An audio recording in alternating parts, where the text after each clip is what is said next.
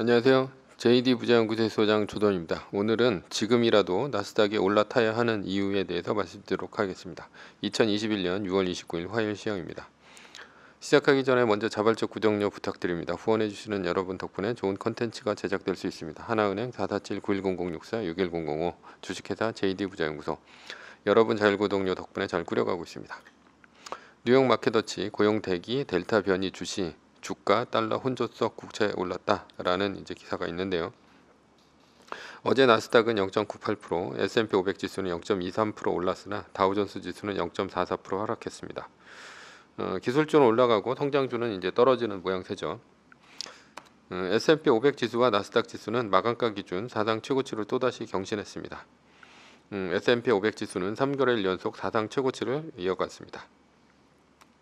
메인 이슈입니다. 지금이라도 나스닥에 올라타야 하는 이유. 나스닥이 연일 사상 최고치를 경신하고 있습니다. 한국도 코스피에서 네이버, 카카오 등 기술주가 오르면서 사상 최고치를 경신하니까 가치주인 삼성전자, 현대차 등은 쪽을 못 쓰고 있는 것 같습니다. 물론 이제 요즘 조정이 좀 있긴 했었죠. 미국도 다우는 떨어지고 나스닥이 오르면서 이젠 가치주에서 기술주로 시장의 모멘텀이 확실히 옮겨가는 것으로 보입니다. 그렇다면 왜 나스닥을 지금이라도 가야 하는지 이유를 한번 살펴보도록 하겠습니다. 첫 번째는 연준의 매파적인 자세입니다. 옐런 미 재무부 장관과 연준에서 매파적인 금리 인상 발언으로 달러 가치가 높아지고 있습니다. 이렇게 된다면 앞으로 테이퍼링은 물론이고 금리를 올릴 가능성이 있게 됩니다. 그러자 신흥국에서는 미국의 금리 인상에 대비하게 됩니다. 왜냐하면 미국의 금리 인상은 신흥국의 위기를 갖고 왔기 때문이죠. 그래서 한국의 한국은행 총재는 올해 안에 2번의 금리 인상이 올 수도 있다 이렇게 미리 얘기를 했습니다. 그러면서 외국인이 빠져나갈 것에 대비해서 외환 보유고를 쌓아 놓아야 할 유인이 생긴 것이죠. 따라서 수출로 벌어들인 달러를 은행에 쌓아놓는 것보다는 차라리 이자 주는 미국의 10년물 국채를 사는 것이 낫다고 판단을 했을 것입니다. 그래서 한국, 중국 등을 비롯한 아시아 신흥국들은 미국의 국채 매수에 나섰습니다. 미국 국채를 매입하자 미국의 국채 수익률은 떨어지고 국채 수익률이 떨어지면 가치주보다는 성장주가 더 올라가게 되어 있습니다. 낮은 금리 상황으로 배당 많이 주는 주식보다 더 많이 오르는 주식을 선호하기 때문이죠. 즉 위험 선호 현상이 높아진다는 것입니다. 따라서 나스닥의 상승이 일어납니다. 두 번째는 인플레이션의 우려 감소입니다. 인플레이션이 오기 위해서는 두 가지가 선행되어야 합니다. 첫 번째는 원자재 가격 상승과 임금 상승이 있는데요. 원자재 가격 상승은 비용 견인 인플레이션이라고 보고요. 즉 비용이 올라서 인플레이션이 오는 것입니다. 처음에는 2000년대 초반처럼 원자재 슈퍼사이클이 오는 것 아닌가 하는 보도가 많았습니다. 그러나 지금과 2000년대 초반은 완전히 다르죠. 중국과 같은 원자재를 대량으로 구매해서 수출과 내수에 힘쓰는 나라가 없습니다. 따라서 철광석, 구리 가격 등은 5월 10일 이후 가격이 꺾이고 의미 있는 반등이 일어나지 않습니다. 그러니까 비용 견인 인플레이션은 물 건너갔다 이렇게 볼 수가 있죠. 다음으로는 임금이 지속적으로 올라 인플레이션이 오는 수요 견인 인플레이션이 문제인데요. 그러나 임금은 실업급여를 주는 동안 일시적인 효과로 임금이 오르고는 있으나 실업급여가 종료되는 9월부터는 본격적으로 구인이 시작될 것 같으니 임금이 지속적으로 오르는 수요견인 인플레이션은 오지 않을 것입니다. 결국은 인플레이션이 오지 않는다면 금리를 올릴 이유가 없고요. 금리가 올라가지 않는다면 성장주에 좋다 이렇게 볼 수가 있고 그러니까 나스닥이 올라간다 이렇게 볼 수 있습니다. 세 번째는 델타 변이 바이러스입니다. 델타 변이 쇼크, 유가 급락, 미국 증시, 빅 오일주, 크루즈 주가 급락했다라는 기사가 있는데요. 뉴욕 증권거래소에 따르면 유가 급락 속에 S&P 에너지 섹터에서 3.33%나 곤두박질을 쳤다라는 것이고 엑슨모빌이 2.5% 떨어졌고요. 쉐브론 3.08% 그리고 코노코 필립스가 2.81% 주가 하락이 있었고 그리고 이제 크루즈 관련주 중에서도 카니발이 거의 7% 가까이 이제 폭락을 했고 로얄 캐러비안이 6.47%, 노르웨이지안 크루즈 라인이 6.09%등 주가가 곤두박질 쳤습니다. 스치기만 해도 코로나에 걸린다는 델타 변이 바이러스 때문에 유가 여행주에 직격탄을 맞고 있습니다. 여행주에 당연히 델타 변이 때문에 여행을 못 갈 것 같으니 떨어진 것이고요. 유가도 자동차 비행기에 이용이 줄어들 것이니 떨어진 것입니다. 결국 가치주의 하락이 반대로 성장주의 상승을 불러옵니다. 그래서 여행주 에너지가 떨어진 반면 대표적인 코로나 수혜주인 비대면 기업인 줌은 어제 4.4%나 올랐습니다. 델타 변이 때문에 가치주의 하락과 성장주의 상승이 일어나며 성장주가 좋아진다는 것입니다. 결국은 나스닥이 올라갑니다.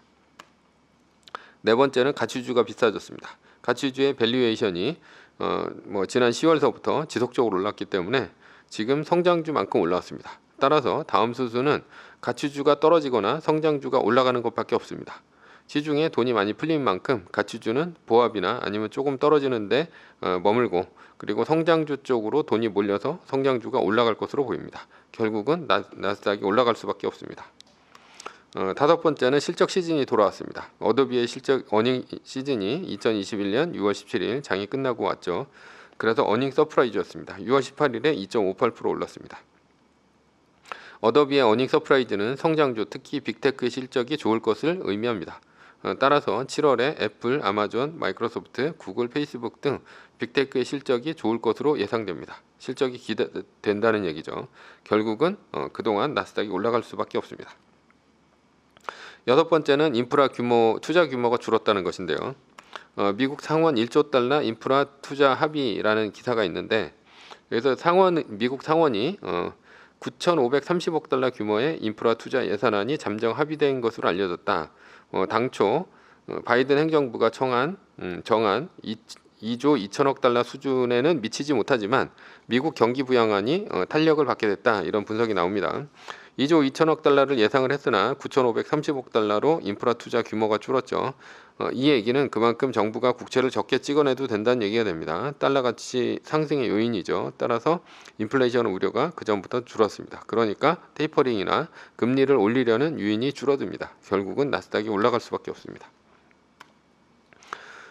다음으로는 이제 일곱 번째 실적 장세입니다. 현재는 우라가미 구니오의 금융 장세, 실적 장세, 역실적 장세, 역금융 장세 중에서 실적 장세입니다.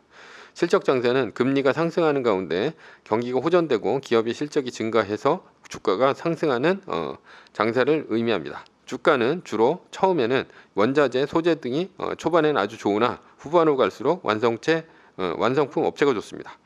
그러나 완성품 업체가 좋다는 것은 원자재, 소재의 가격을 소비자 가격에 전가할 수 있는 브랜드를 갖고 있어야 좋다는 얘기가 됩니다. 브랜드가 없다면 원자재, 소재 등의 원가는 오르는데 경쟁이 치열해서 가격에 반영하지 못하고 예전의 가격으로 판매를 한다면 오히려 영업이익이 떨어져서 주가가 떨어지게 됩니다. 그러나 브랜드가 뛰어나면 소비자 가격에 원자재, 소재 등의 가격을 반영할 수 있어서 소비자 가격이 올라갈 수 있고요. 가격 전가가 가능해집니다. 한번 가격 전가가 된다면 향후 원자재, 소재의 가격이 안정적으로 떨어져도 가격을 유지할 수 있기 때문에 영업이익에 도움이 됩니다. 그러니까 브랜드 가치가 높은 애플과 같은 기업이 실적 장세에서 뛰어난 성과를 올릴 수 있다라는 것이죠. 결국은 세계 1등 주식이 올라갈 수밖에 없습니다. 여덟 번째는 페이스북 반독점법 위반 소송 기각입니다. 디지털 시대의 반독점법, 페이스북 점유율 60% 근거 없다라는 기사가 있는데요. 여기 보시면 제임스 보스버그 워싱턴 DC 법원 판사는 28일 페이스북에 대해 제기한 반독점법 소송에 대해 법적으로 불충분하다, 이렇게 얘기를 했습니다. 페이스북이 소셜 네트워킹 시장에 대해 독점적인 권력을 행사했다고 타당하게 성립한 충분한 사실을 내놓지 못했다며 이제 FTC가 30일 이내에 항소할 수 있다, 이렇게 얘기를 했죠. 미국의 빅테크 주식인 애플, 아마존, 페이스북, 구글 등은 모두 반독점법에서 자유로울 수가 없습니다. 그런데 일단 1심이긴 하지만 그리고 이제 소송 요건에 채워지지 못해서 기각되긴 했지만 반독점법 위반에 대해서 기각 판정을 내린 것은 시장은 빅테크를 이제 호재로 이제 받아들였습니다. 페이스북은 어제 4% 넘게 아주 급등을 했고요. 애플, 아마존, 구글 등은 모두 1% 이상 올랐습니다. 반독점법 입시는 앞으로도 계속 이어지겠지만 빅테크는 첫 단추를 잘 끼웠다고 볼 수가 있죠. 그러므로 나스닥에게 좋습니다. 결론입니다. 지금은 가치주보다 성장주가 오를 가능성이 높고요. 그러니까 지금이라도 나스닥, 빅테크, 애플 주식을 사는 것이 좋다고 보입니다. 매뉴얼입니다. 세계 1등 주식은 전고점 대비 2.5% 떨어질 때마다 10%씩 팔면서 리밸런싱을 하다가 나스닥 마이너스 3%가 뜨면 말뚝을 박는 것이다. 자세한 내용은 JD 부자연구소 다음 카페를 참조하시기 바랍니다. 두 번째, 전제는 세계 1등 주식은 우상향 합니다. 위의 상황은 매뉴얼일 뿐입니다. 따를 사람은 따르고 참고할 사람은 참고하시면 됩니다. 주식을 사고 파는 것에 대한 책임과 이득은 본인에게 있습니다. 매뉴얼을 지키다가 폼모가 두렵다면 매뉴얼을 지키지 말고 마이너스 3%대 판 가격이나 리밸런싱 때 판 가격보다 단 1불이라도 떨어졌다면 전량 매수하시기 바랍니다. 그리고 멤버십 가입도 부탁드립니다. 지금까지 지금이라도 나스닥에 올라타야 하는 이유에 대해서 말씀드렸고요. JD 부자연구소의 소장 조던이었습니다. 콘텐츠가 좋았다면 구독, 좋아요, 알람 설정 부탁드립니다. 감사합니다.